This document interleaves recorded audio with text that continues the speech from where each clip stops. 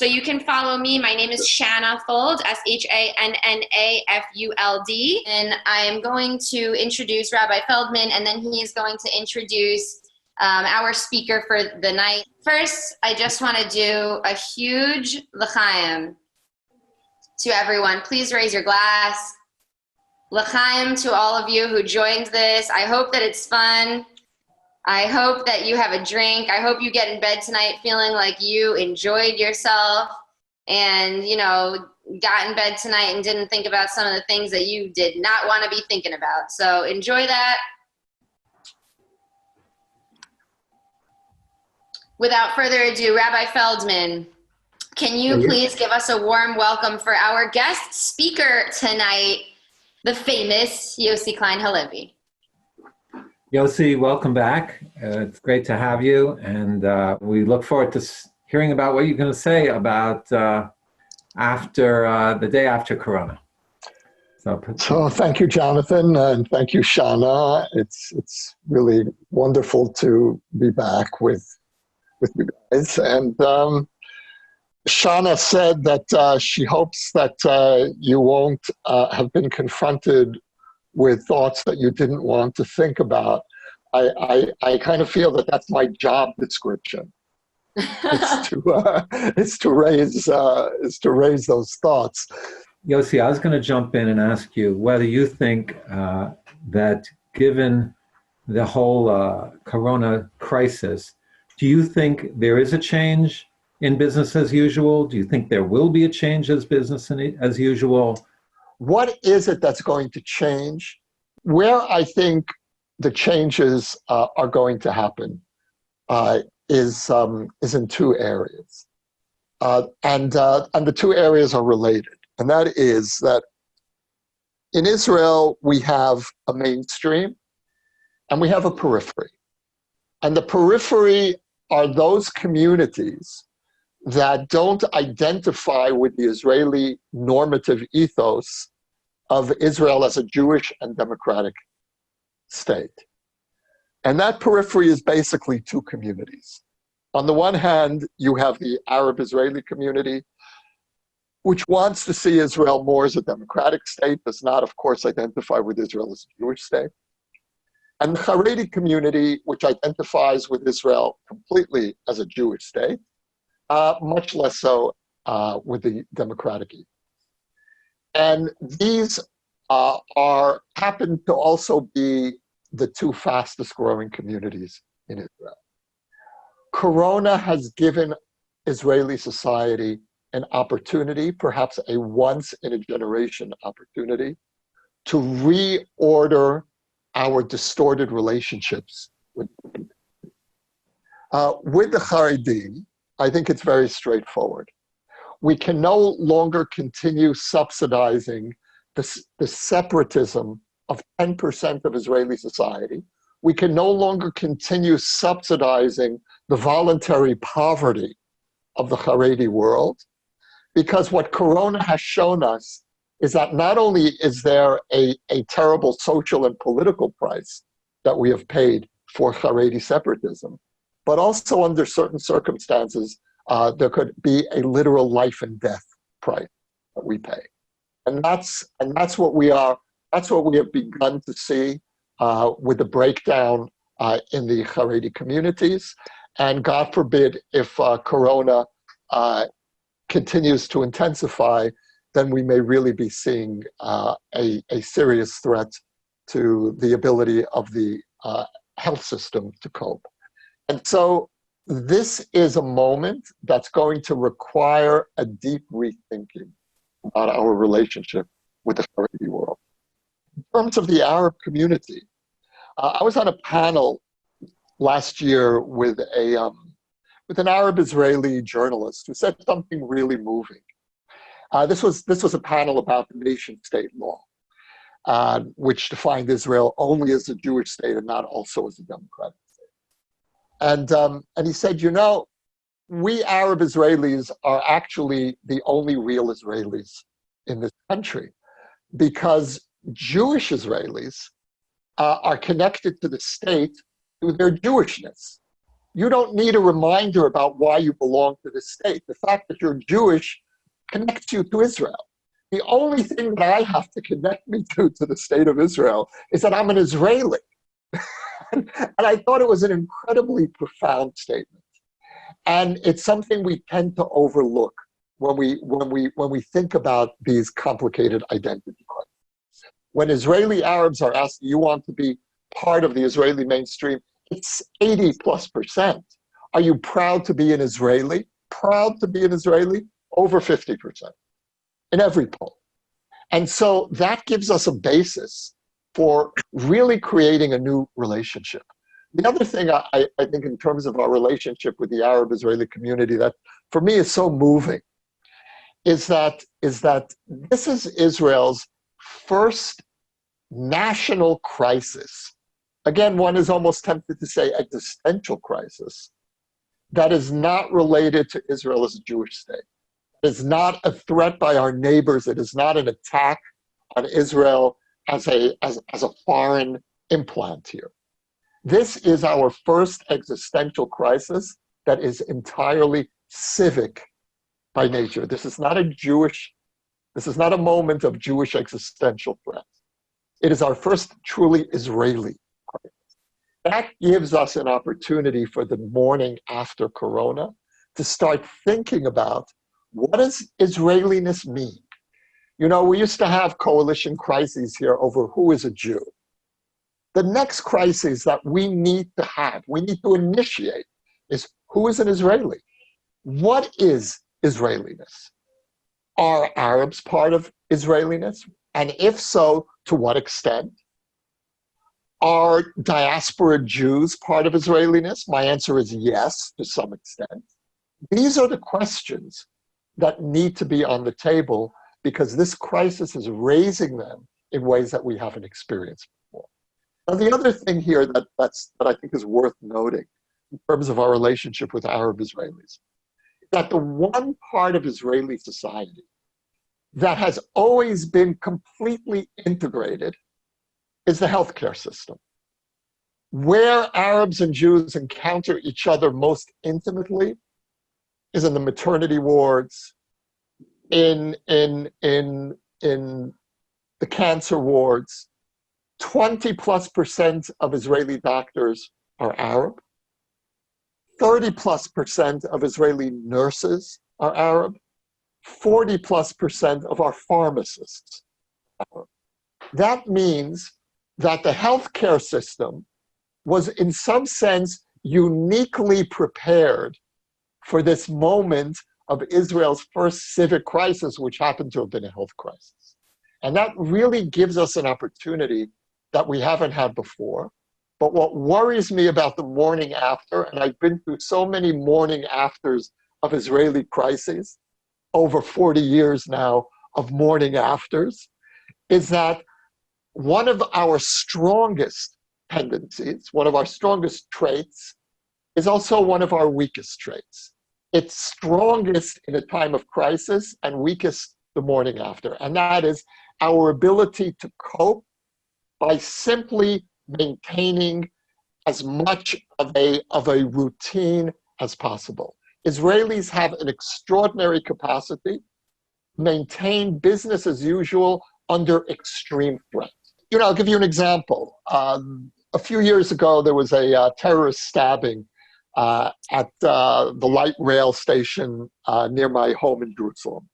And I saw it on the news, and about an hour later, I walked over to the station to see what was going on. And what I saw was nothing. There was absolutely no trace that an hour earlier there had been a terrorist attack there. There were no police lines. There were no crowds. There were people waiting to get onto the train an hour later. Now that's, you know, I went to Pittsburgh about a year ago, and I visited the Tree of Life Synagogue. And this was a few months after the massacre, maybe 6 months after the massacre. And it was still closed. There were still police barricades around the Tree of Life Synagogue. Now, in Israel, we deal with emergencies as we absorb emergencies into routine. That's how we cope. That's how we as a society live under permanent threat, permanent siege. That's a very powerful coping mechanism that goes back in Jewish history. We know how to survive. We know how to cope. The problem is that when you translate that coping mechanism to the morning after a crisis, that's the moment to actually be galvanized. That's the moment to say, well, wait a minute, something extraordinary just happened to us. How do we integrate that experience into how do we create a new routine? But we tend not to think that way.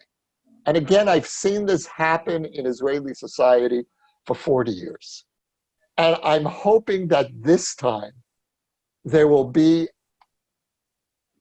a deep realization that something basic has to change. Certainly in our relationship with the Haredi community. I think many Israelis feel that acutely today. It hasn't quite been articulated yet. It is an inchoate sense of anger. Many of us know that something profound is skewed in our relationship with the Haredi world, and that somehow Corona reveals that. And so what do we do with that the morning after? These are the two questions that I feel are most urgent on the Israeli agenda. And these are entirely domestic questions. They're not questions about security. They're not questions about Iran. They're not questions about borders. Although I do think that Iran is going to be very much on our national agenda the morning after Corona. And we can talk about that as well.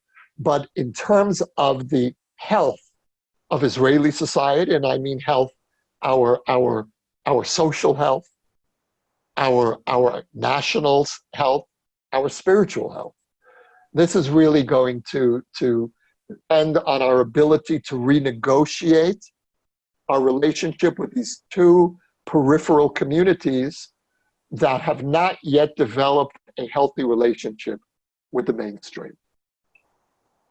Jonathan, do you want to jump in with any questions or?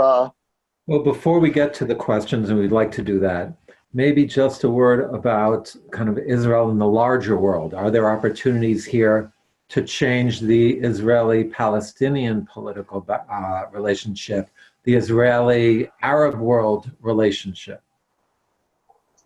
Look, I think that what we're seeing in terms, I mean, what I'm picking up from parts of the Arab world is that Corona only confirms the need to put 70-year Arab-Israeli war behind us. I am not picking up similar trends in Palestinian society. And I think that Corona, in that sense, is really going to intensify trends that were already happening before the epidemic, which was that large parts of the Arab world were beginning to open up to Israel in all kinds of extraordinary ways. And I've been experiencing it just in my own small way in the work that I do, in reaching out with the book that I wrote, this Letters to My Palestinian Neighbor, which is translated into Arabic, and it's available for free downloading in Arabic. And I've been inviting respondents from Palestinian society and from across the Arab world. And the responses that I've gotten have been fantastic from the non-Palestinian Arab world, from Saudi Arabia. Saudi Arabia's leading news weekly gave the book a 2-page, very positive review. This is a book explaining Zionism to Muslims. Parts of the Arab world are now open in a way that they've never been before to hearing our story, to hearing something about our legitimacy, our indigenousness here. In Palestinian society, I think it's much less. Will this will this experience raise the walls higher? Will there be voices saying, look, we live in such close proximity, we need to cooperate? I think it depends in part what happens in the next couple of months in Palestinian society. So far, we're not seeing that. Okay, thank you. Shanna, you want to moderate and open up to some of the larger questions? Yes, I'm going to begin with Avraham, who asked a question. How can you say that the Arabs want to be a part of society, but they elect leaders that don't? How could you make that claim? Yeah, it's a really good question. It is one of the deep anomalies of Israeli politics. When I say that Arabs want to be part of Israeli society, bear in mind that there is a minority, probably a substantial minority, that is alienated from Israeli identity. But the fact that every poll of the last years has shown a majority of Israeli Arabs answering affirmatively when asked whether they're proud to be Israelis is, I think, a really surprising statistic. The other thing that I would urge us to pay more attention to as a society are the many thousands of young Arab Israelis who have defied the wishes of their own political leadership and signed up for Sherut Leumi, for national service, alternative national service, alternative to the military. And this is, I think, one of the most hopeful developments of recent years, which Israeli Jewish society has not paid sufficient attention to. I spend some time in the Arab Israeli community. It's a community I'm very interested in. I worked with that community in different capacities, and I think that it is one of the great underutilized resources of Israeli society, as I think the Haredi community is one of our great underutilized resources. This is a community of tremendous intellectual capabilities. The Israeli economy desperately needs Haredi participation. Thank you. This is a question from Danny. What realistic policy changes do you think are possible to start integrating the Haredim into society? Does it start with leaders' rhetoric, army policy, or economic policy? Do you think a lot of the isolationism is allowed by Netanyahu, and when the Netanyahu era ends, some of this isolationism might as well? Yeah, I think that's part of it, although the blame is certainly not Netanyahu's alone. You know, the game that all of the parties, you know, Labor when they existed, the Likud, the center, they all see the Haredim as the bloc that you pay protection to in exchange for parliamentary support, and that game has to end.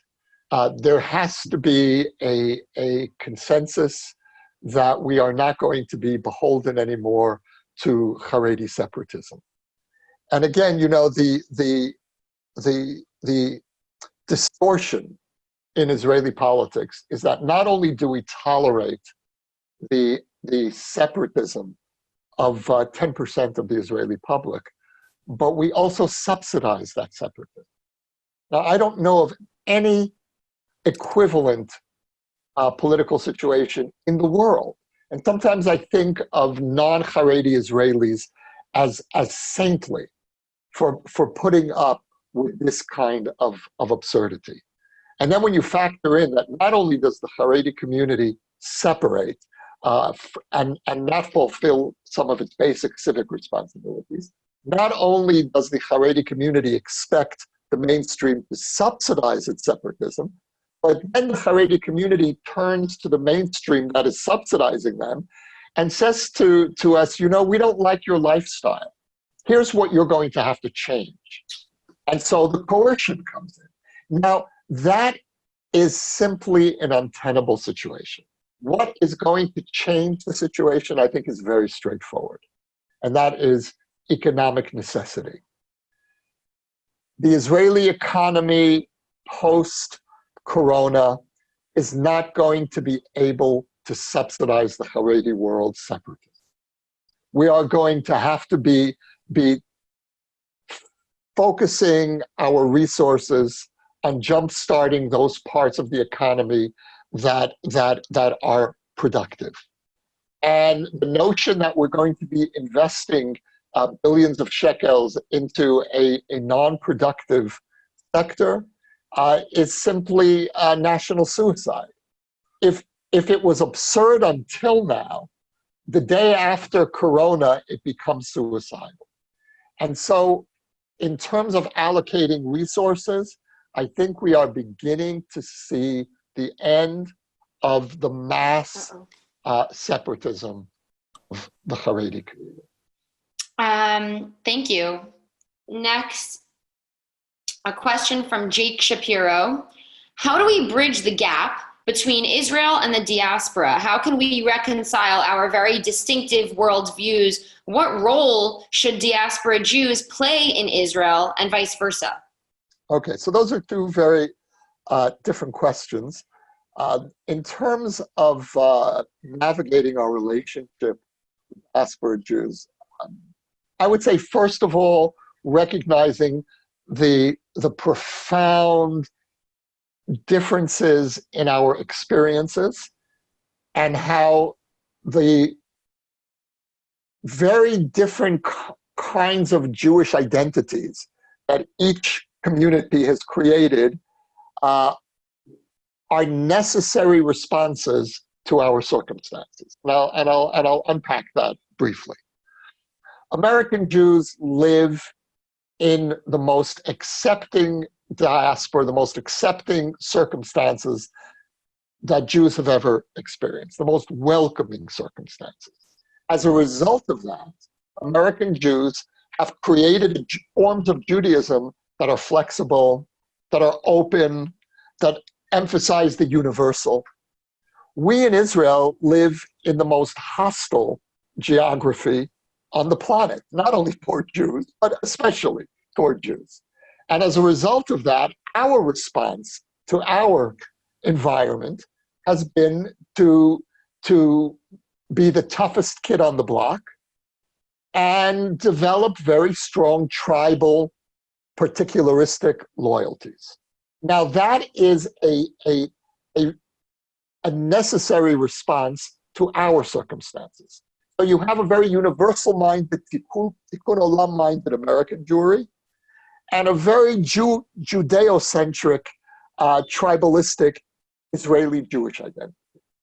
The first thing we need to do is to start talking to each other and explain and legitimizing each other's Jewish responses. American Jews are not betraying the Jewish people by creating forms of Judaism that are appropriate to their circumstances. We here are not betraying thousands of years of Jewish ethics by creating a tough military deterrence, which is the only way to respond to being in the most dangerous region on the planet. Now, the problem is that each of these forms of Judaism can go too far. Tikkun olam can empty out into a meaningless post-Jewish universalism, and there are certainly signs of that happening in parts of American Jewry. And on our side, being the toughest kid on the block can segue from legitimate security needs to brutality. And we've seen signs of that happening over the years. And so a healthy American Jewish-Israeli relationship would be one in which each side served as a kind of necessary check to the excesses of the other. That we in Israel would be reminding American Jews, okay, tikkun olam universalism, but what about your tribal commitments? And American Jews would be telling us, okay, security, but what about thousands of years of remember that you were strangers in the land of Egypt? A question from Yosef Rosenzweig. How do you view the word Moshiach? What's your interpretation of Moshiach? Wow. Okay, let's switch gears now, everybody. You know, I'm not going to answer that question directly, but I will say that this is a moment in Jewish history and in world history that is unlike anything that we've ever experienced before. Now, that's true for any historical era, of course, but this era is qualitatively different from all the other eras together. In terms of Jewish history, this is the generation that was born after the great nightmares and dreams of Jewish history were mostly fulfilled, except for Mashiach. The great nightmare of apocalypse was fulfilled. The great dream of return was fulfilled, of ingathering of the exiles, of the restoration of Jewish sovereignty, of the emergence of self-confident diaspora communities that feel accepted, that feel at home. So from the point of view of Jewish history, we are the generation that lives after the fulfillment of the great nightmares and the great dream. What do we do with that? In terms of the world, we are living at a time where for the first time in human history, we have the capability of destroying everything. And that's something that we tend to forget. We tend to live that's the way humanity copes. That's its Israeli mode of coping. We're living in an era in which apocalypse hangs over us. Now, what I can say is, as a religious Jew, as somebody who believes that existence is not random, that what we don't see is ultimately more real than what we do see, that what is eternal is what we don't see, that what we can experience with our five senses is a very small slice of cosmic reality. As somebody who takes the Shema literally, and that is that we live within a unified existence, we live within Echad, we live within a state of oneness. I at the very least, feel compelled to take the idea of Mashiach as a possibility.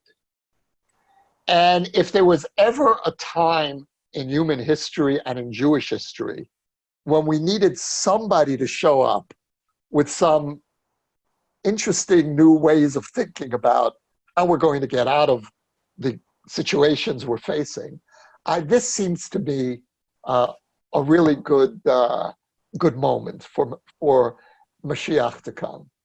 So thank you all very much, and it was really a pleasure to interact with you all.